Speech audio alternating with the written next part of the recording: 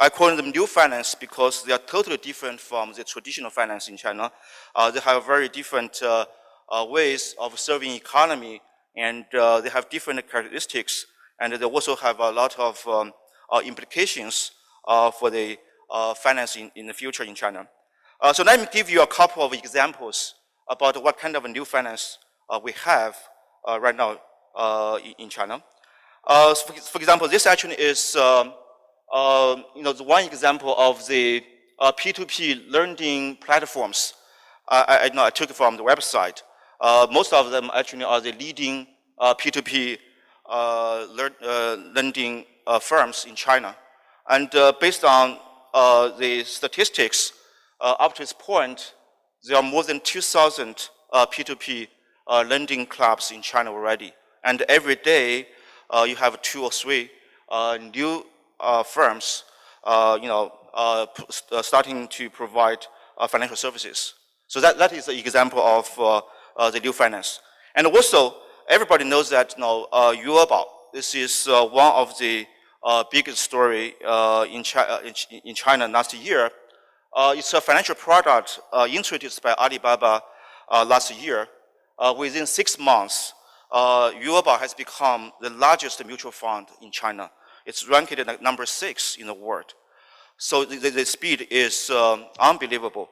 And most people argue that Jiamao actually is something that is going to challenge, that is potentially is able to disrupt the formal financial system in China. For example, here, based on the estimates from CICC, one of the leading investment banks in China, they argue that products such as Jiamao eventually can draw up to 8% of banking deposits. And potentially, it is able to cut interest spread by 0.15 percentage points. So that is a big number. So you can see that this kind of a new financial services deal a big blow to the formal system. And they force the formal financial system to react, to change the business model. Otherwise, they may be disrupted. So here I want to just briefly talk about why Jiamao is such a big hit. The answer is very simple, because it is exactly the opposite of the traditional finance. Not because Jiamao is good, it's because the traditional finance is too bad. So as long as you are different, you are good. So that is the whole story. For example, here I give you one example about how you can use Jiamao. Pretty much if you have some spare money, you can transfer money to this account, Tianhong account, and this mutual fund is going to deposit your money and use the money for interbank lending, and they provide 5 to 6% of annualized interest rate for you. If you put the money in the formal banks, the interest rate is lower than 1%. So here you have a big advantage. And also, it's very client pleasant, very user-friendly, because you can see it takes 1 or 2 steps for you to see how much the interest income you have made, and what is your balance. Just 1 or 2 seconds, you can see that. So you can see that this product is good in some sense. It's because it fixes the problems in our traditional finance. Because it takes care of the people, the individuals who have been left out from the formal system. In Chinese terms, they call it 屌丝, right? I don't know how to translate in English. Probably next year, the Oxford Dictionary will have this English translation. 屌丝, but it's very popular right now in China.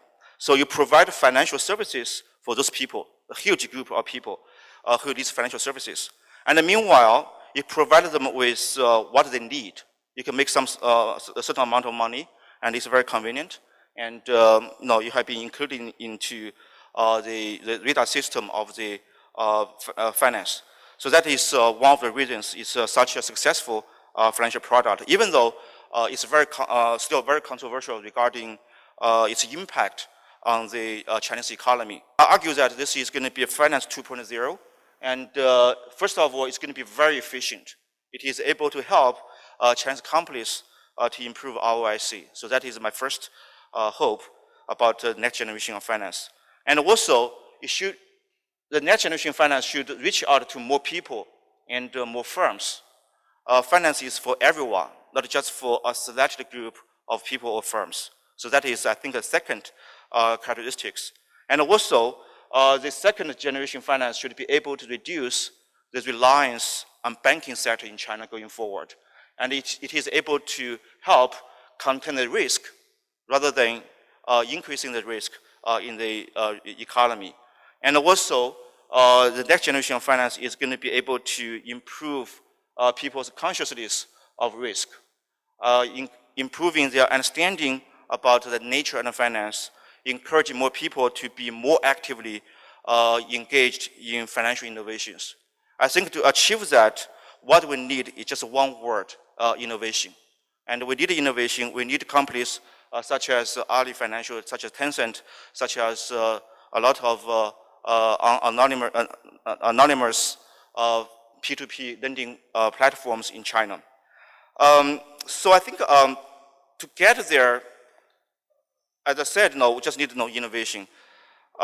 So here, let me just say one word, because right now, a lot of people are talking about if you have too much financial innovation, that is going to increase the risk in the system. So eventually, it could be very dangerous. For this kind of argument, I want to just quote one of probably the greatest Harvard economists, Schumpeter's argument.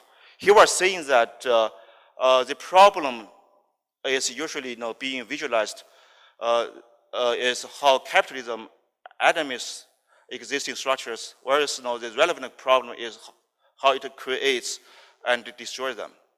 So this is the typical argument about the creative destruction. Going forward, I do believe that the new finance in China and also in the world will force the traditional finance to change themselves. And very likely, we're going to see some kind of integration between two different finance.